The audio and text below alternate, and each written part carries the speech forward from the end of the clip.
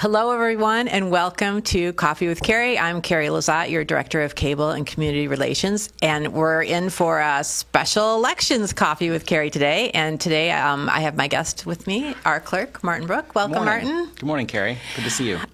So we'll just jump right into all of the election updates that we have. And I think you were telling me right before we were broadcasting that 15% of people have already voted absentee, and that, what was it, 3/4 of voting happens before Election Day.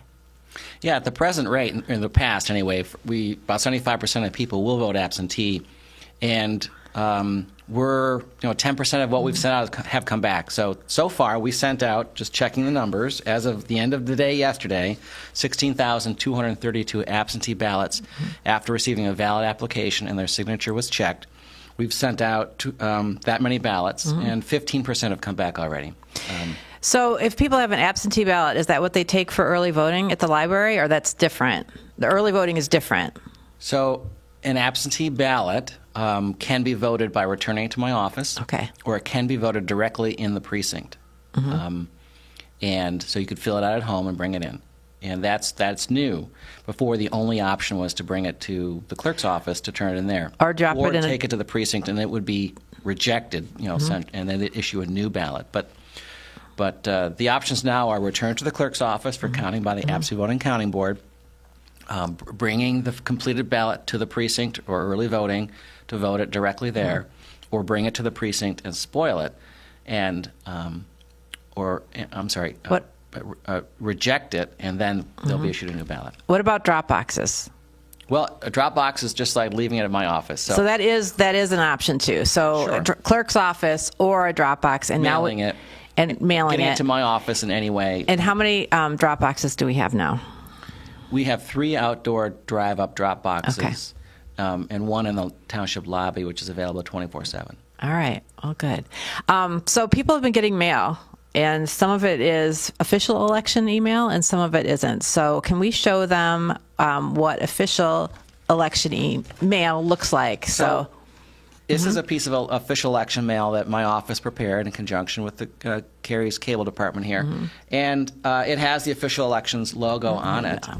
I'll show it to this camera, and you can talk there. That is the logo that you would need to look for to determine whether the mailer is from a party or a candidate or an influencing group. If you don't see that, it's from a candidate or a party or some other group trying to influence your vote. And presently, we're not sending out any more official election mail, other than to someone who applies for an absentee ballot. But I think people get things in the mail like register for absentee voting, and it's not official, and it looks confusing. And so if they were to respond to something like that, what do they end up getting? It's very confusing. I have seen pieces. People bring them to me, and they say, "Oh, our records show that you haven't applied for an absentee ballot," and it looks like an official piece. And of course, they're concerned because they know in their mind they have applied for an absentee ballot. So what's going on? Again, those are not official pieces. They're just trying to push you. If you want to check whether or not you've applied for absentee ballot or not, you contact my office. You can also go to MVIC, the Michigan Secretary of State's website, and check on the status for your absentee ballot. Or you can go to the MVIC and apply for push notifications from the state. MVIC is, what is that again? MVIC is the Michigan Secretary of State site to check on the status of your, as a registered voter, and the status of your application, of your absentee ballot. Okay. And all that information is available there, or you can call my office. Splitting your ticket. Let's talk about splitting your ticket, because there were ballots that were returned in the primary, maybe a few hundred, that weren't, because they split their ticket, they didn't count. But in the partisan section of that ballot would not count, because you cannot, it is illegal in Michigan to split your ticket in a partisan primary election, which is what August was. But now we're in a general. November 5th is a general. So you are able to split your ticket, but it can be a little confusing on how to do it. So if you can describe, like, just overall, how do you, can you check, I want to vote one side and then pick out ones to vote for, or how does it work? So there are rules about how to fill out a ballot, and they are confusing. And that's one of the reasons why we did this mailer and described the options that people have to fill out their ballot. In the primary, you have to pick one party and stay in that lane. If you move from that lane, all your partisan selections would be invalidated. Any nonpartisan parts in August would be counted. In November, you can split your ticket. You can vote on both sides, Republicans and Democrats, Green Party, whatever you'd like. In November, as this flyer explains, I mean, you can vote straight ticket, which would automatically check every partisan box. You have to remember to turn over the ballot because there are nonpartisan races that straight ticket vote would not select for you.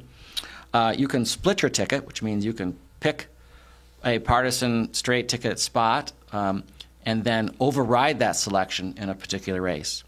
That's not an overvote. You know, if you do that, anytime you make a selection in a race, that overrides the straight ticket selection. Mm-hmm.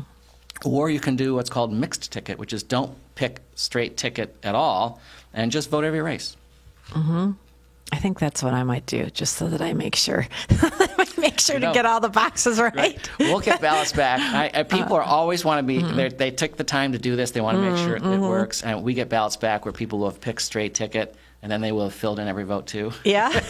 So I think that's what maybe I do. It's confusing, and you want to make sure it's counted right. Okay, so for a race that has, by the way, can I say? I mean, if you vote in person and there's an error on the ballot, the tabulator will tell you if you've overvoted or if there's been some kind of error that might reject a vote. The tabulator will tell you.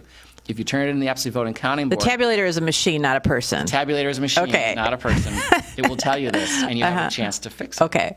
Mm-hmm. If you turn it into the absentee voting counting board, and for instance, say you overvote, you cross party lines in August, like hundreds of people did, that those partisan choices were not counted. Mm-hmm. So if you're concerned about how to vote, call my office. We'll give you some information about the methods of voting, or go to a precinct because they also will instruct you on. And when you show up, you can ask questions if you're confused. You'll get instructions from the election workers about your options like straight ticket, mixed ticket. And who are all these election workers? Where do they come from? They're our neighbors and community members. Okay. Mm-hmm. We have one election worker who has worked more than 40 elections. Wow. And many of them have been doing this for a very long time. Mm-hmm. Now, I got to tell you, there's a lot of new rules and a lot of new procedures, and they are being trained and have been trained, but it's an important day for everybody. Mm-hmm. They're eager to get it right. You're eager to get it right. So give them some grace to take the time. People should pack their patience. They need to pack their patience if they have questions. Right. Yeah. And one thing for sure, if you've been issued an absentee ballot and you chose not to turn it into our office, you can go to the precinct and vote. But if you don't, I encourage you to bring that ballot with you in the envelope. That will speed along the process. Mm-hmm. If you've been issued an absentee ballot and you leave it at home or lost it, be prepared to wait a little extra time because they cannot issue you a ballot until they contact the clerk's office and get permission, a verification that ballot hasn't been turned in. Of course, we believe you, but we verify. That's our legal obligation. Trust but verify. If you didn't, if you've got an absentee ballot and you didn't vote it and didn't bring it, be prepared to wait, especially during the busy times in the morning and the evening. Okay. What else do we have to talk about? I feel like we've covered everything on our list. I'd like to mention, too, that for those folks, there's some deadlines related to absentee voting. If you decided to return in your absentee ballot to the clerk's office and you change your mind, you can do that. You can spoil the ballot. Okay. The deadline to spoil a ballot that's been turned in is Friday the 25th.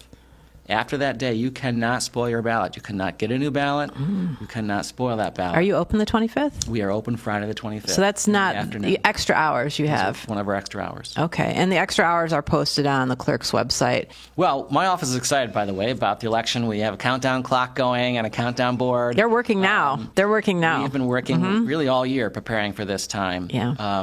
Lots of changes in the laws that we're always reviewing and digesting and preparing to apply and train our teams on. But this is showtime for the clerk's office and the staff, and we're eager to get to Election Day and work through that. And there are also now post-election activities. So, by the way, if someone their ballot application or absentee ballot signature didn't match our records, we notify them of that. They have until Friday after the election to correct a signature that's not accepted, and that's 5 o'clock on the Friday after the election. So that's also one of those new features, and individuals should be aware of that. Well, we're just trying to make voting easier and more accessible for everybody.